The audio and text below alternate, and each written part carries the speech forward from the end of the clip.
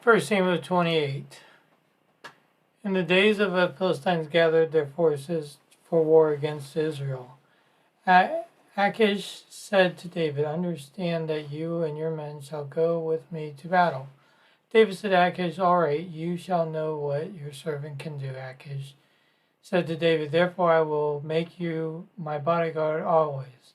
Now Samuel was dead, and Israel had mourned for him and buried him in Ramah, his own city, and Saul had put the mediums and wizards out of the land.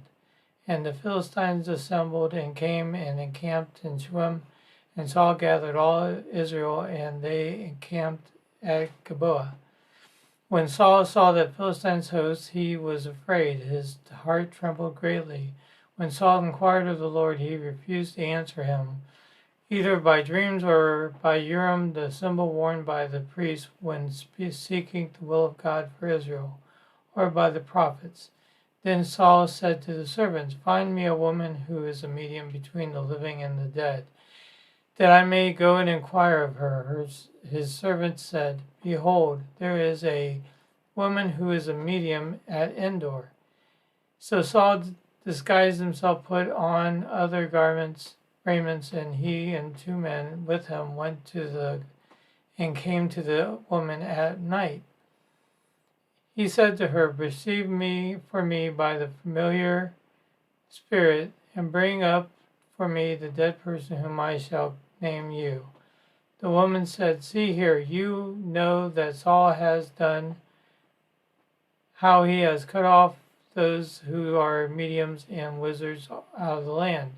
Why then do you lay a trap for my life to cause me my death?"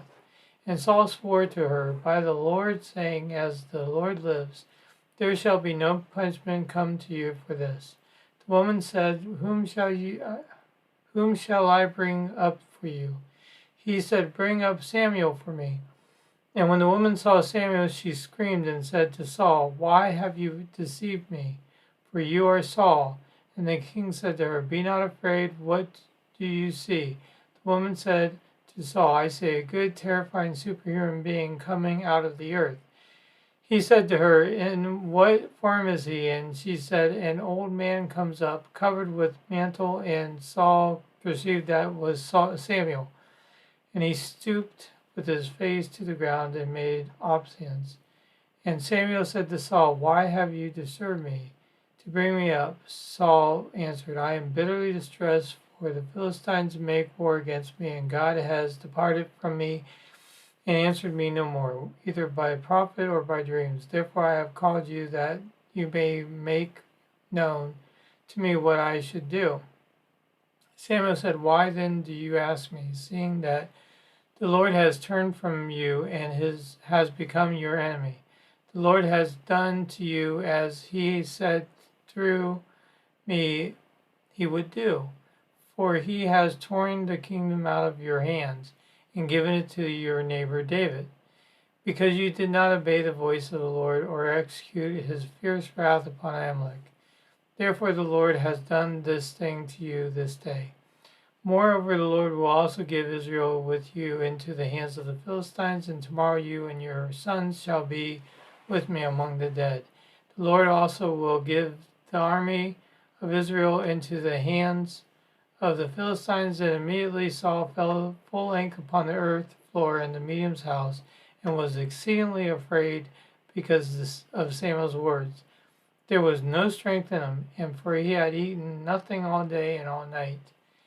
The woman came to Saul, and seeing that he was greatly troubled, she said to him, "Behold, your handmaid has obeyed you, and have put my life in your hands, and have listened to what you had said to me. So I pray you, listen also to the voice of your handmaid, and let me set a morsel of food before you, and eat, so you may have strength when you go on your way."